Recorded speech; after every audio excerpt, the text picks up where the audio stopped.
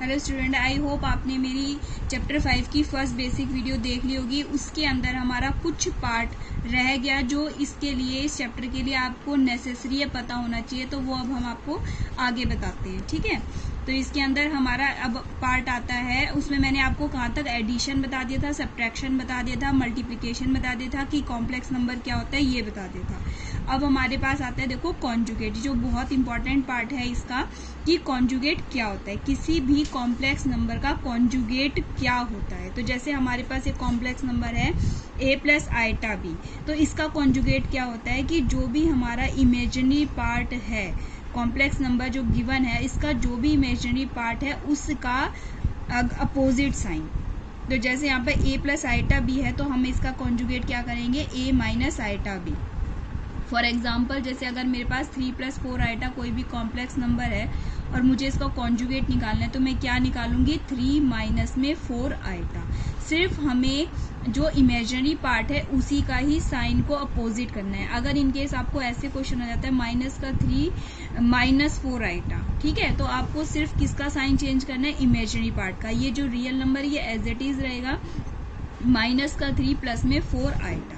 अब हमारे पास कुछ प्रॉपर्टीज हैं ये कॉन्जुगेट की, क्या होती हैं कि अगर मैं किसी भी कॉम्प्लेक्स नंबर के कॉन्जुगेट का अगेन कॉन्जुगेट करती हूँ तो वो नंबर मेरा इटसेल्फ आ जाता है। फॉर एग्जाम्पल देखेंगे, जैसे कोई भी एक कॉन्जुगेट नंबर 3 प्लस 4 आइटा है, तो पहले मैंने इसका एक बार कॉन्जुगेट किया तो क्या आ गया मेरा, देखो सिर्फ इमेजिनरी नंबर चेंज करना है, 3 माइनस में नंबर चेंज नहीं करना है, सॉरी, जो इमेजिनरी पार्ट है उसका साइन चेंज करना है, अपोजिट साइन करना है। प्लस है तो माइनस करना है, माइनस है तो प्लस करना है। तो 3 प्लस 4 आइटा है, तो इसका जो है कॉन्जुगेट क्या आ जाएगा मेरा, 3 माइनस में 4 आइटा। फिर इस कॉन्जुगेट का अगेन कॉन्जुगेट करती हूँ मैं, कॉन्जुगेट का अगेन कॉन्जुगेट, तो मेरा क्या आ जाएगा, 3 प्लस में 4 आइटा।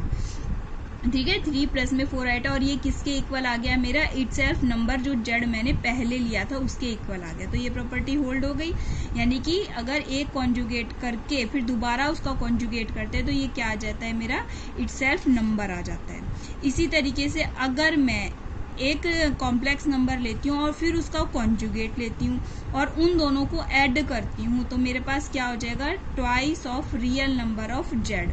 जैसे कि ये दोनों नंबर थे मेरे, अगर मैं इन दोनों को ऐड करती हूँ, ये तो जेड हो गया, ये जेड बार हो गया। ये बार कहते हैं, देखो बच्चों, कॉम्प्लेक्स नंबर के जो ऊपर हम ऐसे करके ये लगा देते हैं जेड बार, इसको कहते हैं कॉन्जुगेट। तो ये जेड है, इसका ये जेड बार, इन दोनों को अगर मैं ऐड करती हूँ तो देखो प्लस 4 आइटा से माइनस 4 आइटा कैंसिल आउट हो जाएगा, क्या बचेगा, 3 प्लस 3 यानी 6, यानी कि twice of real part of Z.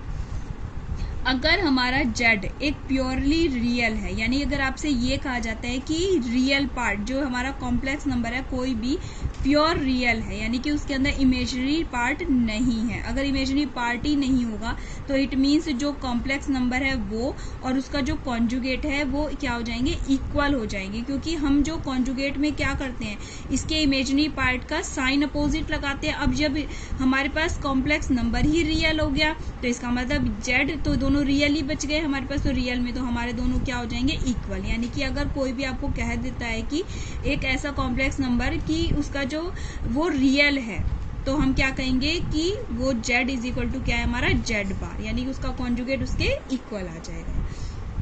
अब हमारे पास अगर ऐसे आ जाता है Z1 अपॉन Z2, इसका कॉन्जुगेट निकालना है, तो हम क्या करते हैं, इज इक्वल टू, प्रॉपर्टी होती है हमारी Z1 अपॉन Z2 होल का conjugate is equal to Z1 का कॉन्जुगेट अपॉन में Z2 का कॉन्जुगेट। इसी तरीके से अगर Z1 इंटू Z2 का कॉन्जुगेट निकालना है तो ये Z1 का कॉन्जुगेट इंटू में Z2 का कॉन्जुगेट। अगर हमारा आता है Z1 प्लस Z2 होल का कॉन्जुगेट, तो हम इसको कैसे लिख सकते हैं, Z1 का कॉन्जुगेट प्लस में Z2 का कॉन्जुगेट। इसी तरीके से माइनस वाले में आ जाएगा Z1 का कॉन्जुगेट माइनस में Z2 का कॉन्जुगेट। अब हमारे पास आता है देखो पावर ऑफ आई, यानी कि कई बार हमें डायरेक्ट आंसर निकालने होते हैं, अब पावर ऑफ आई हमें इसके लिए पता होना चाहिए। जैसे मैंने आपको बताया आइटा की वैल्यू कितनी होती है हमारी, रूट में -1 होती है। अगर मुझे आइटा का स्क्वायर निकालना हो, स्क्वायर निकालना है यानी कि इसी को स्क्वायर कर दो, आइटा का स्क्वायर करेंगे तो देखो रूट -1 का स्क्वायर हो गया, स्क्वायर से स्क्वायर रूट कैंसिल आउट हो जाएगा, तो आइटा स्क्वायर की वैल्यू कितनी आ गई मेरी, -1। ये आपको याद करनी है। अब ये आता है अगर आइटा की क्यूब आती है, आइटा का क्यूब यानी कि हमारे पास क्या हो जाता है, देखो आइटा स्क्वायर इंटू में आइटा हो गया। आइटा का क्यूब क्या आ जाएगा, आइटा स्क्वायर इंटू में आइटा। आइटा स्क्वायर की वैल्यू कितनी होती है मेरी, -1। -1 की मल्टीप्लाई जब आइटा में करोगे तो क्या आ जाएगा, माइनस का आइटा। आइटा 4 की वैल्यू क्या होती है हमारी 1। कैसे, देखो आइटा का 4 को कैसे लिख सकते हैं, iota square into iota square यानी -1 इंटू में -1, तो ये क्या आ जाएगा हमारा 1 आ जाएगा। तो इस टाइप के कई क्वेश्चंस आपको आते हैं निकालने के लिए, जैसे आइटा की पावर 16 है, इसकी वैल्यू निकालेंगे तो हम इसको कैसे लिख सकते हैं, आइटा की पावर 4 इंटू में 4, 4 4 जो 16 हो गया। अब आइटा की पावर 4 क्या होगी मेरी 1, 1 की पावर अगर मैं 4 करूंगी तो क्या आ जाएगा मेरे पास 1 ही आ जाएगा। इसी तरीके से आप आइटा की कितनी बड़ी से बड़ी पावर हो उसको सॉल्व कर सकते हो, जैसे आइटा की पावर 396, आप इसको सॉल्व करके देखना कि क्या आंसर आता है। अब आता है आपका modulus of a complex number. हमें किसी भी कॉम्प्लेक्स नंबर का जब मॉडुलस निकालना होता है तो इसका फॉर्मूला देखो, तो जेड जैसे कोई भी कॉम्प्लेक्स नंबर है ए प्लस आइटा भी, इसका मॉडुलस निकालना है तो मॉडुलस ऑफ जेड कितना आ जाएगा हमारा, स्क्वायर रूट में रियल पार्ट का स्क्वायर प्लस में इमेजिनरी पार्ट का स्क्वायर, ये ए का स्क्वायर प्लस बी का स्क्वायर। अब देखो अगर मैं इसके कॉन्जुगेट का मॉडुलस निकालती हूँ, कॉन्जुगेट क्या होता है जेड का, Z bar is equal to A minus iota B. अब इसका मुझे क्या निकालना है, मॉडुलस निकालना है, तो अंडर रूट में ए का स्क्वायर प्लस में जो इसका इमेजिनरी पार्ट है वो कितना है मेरा, माइनस बी का स्क्वायर, तो यानी कि अंडर रूट में ए स्क्वायर प्लस बी स्क्वायर, ये दोनों क्या आ जाएंगे हमारे इक्वल आ गए। यानी कि जेड का मॉडुलस करो या फिर जेड बार का मॉडुलस करोगे या फिर माइनस जेड का मॉडुलस करोगे, क्योंकि जेड का मॉडुलस और बाहर माइनस है तो ये मॉडुलस में बाहर निकल के क्या आ जाएगा, पॉजिटिव ही हो जाएगा। तो ये सारे क्या आ जाएंगे हमारे इक्वल ही हो जाएंगे। जैसे माइनस जेड है तो माइनस का ए माइनस का बी करोगे, दोनों के पार्ट को स्क्वायर करके ऐड करोगे तो ये भी इसके इक्वल आ जाएगा। तो ये तीनों क्या होते हैं हमारे इक्वल होते हैं। अगर हमें किसी भी कॉम्प्लेक्स नंबर का इनवर्स निकालना है, जेड का इनवर्स क्या वो लिख सकते हैं, उसको 1/z लिख सकते हैं। तो कैसे निकालते हैं, देखो जैसे मेरे को z दे दिया, कितना दे दिया मेरे को, a प्लस आइटा भी दे दिया, और मुझे क्या निकालना है इसका इनवर्स। इनवर्स क्या होता है मेरा 1/z, यानी कि 1 में a प्लस आइटा भी हो गया मेरा।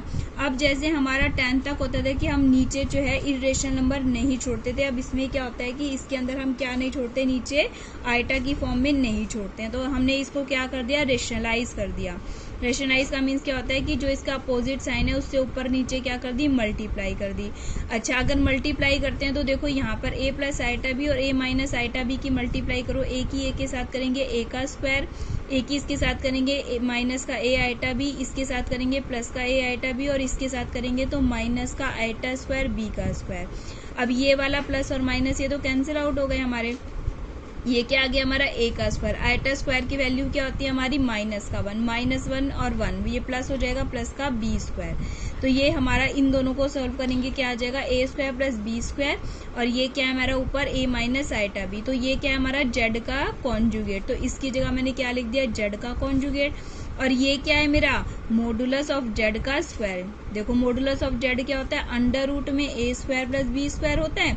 अब इसका स्क्वायर करूंगी तो क्या हो जाएगा, इसका स्क्वायर रूट हट जाएगा। तो अगर इसमें हमारा एक रिलेशन भी बन गया, देखो जेड इनवर्स कितना निकल गया मेरा, कॉन्जुगेट ऑफ जेड अपॉन में मॉडुलस ऑफ जेड का स्क्वायर, क्रॉस मल्टीप्लाई कर दो। देखो जेड इनवर्स को 1/z लिख सकते हैं, क्रॉस मल्टीप्लाई कर दो, इसकी 1 के साथ करेंगे तो मॉडुलस ऑफ जेड का square is equal to Z into में जेड का कॉन्जुगेट। ये हमारा फॉर्मूला भी बन गया है। कई बार जेड इनवर्स निकालना हो, यानी कि फॉर्मूले में हमें इनवर्स निकालना हो तो क्या लिखेंगे, जेड का कॉन्जुगेट अपॉन में मॉडुलस ऑफ जेड का स्क्वायर लगा देंगे। तो ये एक तो ये फॉर्मूला हो गया, क्रॉस मल्टीप्लाई करेंगे तो ये फॉर्मूला जेड इंटू जेड का conjugate is equal to modulus of Z का स्क्वायर। अगर मेरे पास total z1 upon z2 total का मॉडुलस आ जाता है तो हम इसको सेपरेट कर सकते हैं, यानी कि z1 का मॉडुलस अपॉन में z2 का मॉडुलस। अगर हमारा मल्टीप्लाई में आ जाता है तो हम तब भी इसको अलग अलग कर सकते हैं, यानी कि मोड ऑफ z1 इंटू में मोड ऑफ z2। अगर हमारा होल स्क्वायर आ जाता है z1 प्लस z2 का होल स्क्वायर, तो हम इसको वैसी प्रॉपर्टी से खोलेंगे, z1 का स्क्वायर प्लस z2 का स्क्वायर का ये हमारा ये आपका मॉडुलस z1 का square plus modulus of z2 का स्क्वायर प्लस में 2 real part of z1 into में z2 का कॉन्जुगेट। z1 माइनस z2 का होल कॉम्प्लेक्स ये मॉडुलस का होल स्क्वायर कितना आ जाएगा, z1 का स्क्वायर प्लस z2 का मॉडुलस का स्क्वायर माइनस में 2 real of z1 into z2 का कॉन्जुगेट। और अगर आपको कोई भी कॉम्प्लेक्स नंबर के मॉडुलस 0 दे रखा है तो इसका मतलब क्या है कि इसका जो रियल पार्ट है वो भी 0 होगा और जो इसका इमेजिनरी पार्ट है वो भी आपका इसका 0 होगा। ओके बच्चों।